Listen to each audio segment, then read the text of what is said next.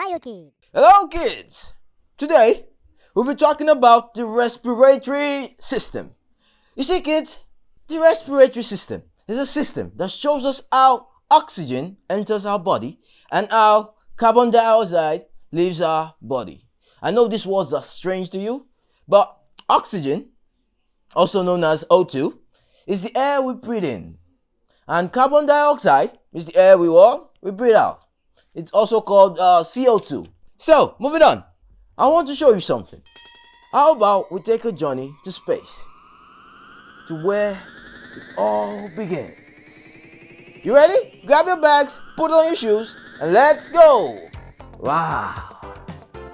Can you see this place? We can see the nose in all of its majesty. Can you guys see those two doors on the nose? When it opens up and it takes out CO2, it is called breathing out. It takes in a lot of oxygen. This is called breathing in. As the oxygen is collected through those doors, it is then taken through a long tube. Now in this tube, they pass through a place called the voice box or larynx. Now, this is where the sound we make is produced. Can you hear those guys singing? I could probably sing better than that. So, the oxygen then passes through the trachea or windpipe. From here, it branches into the lungs. And the oxygen in the lungs is moved to different parts of the cell through our circulatory system.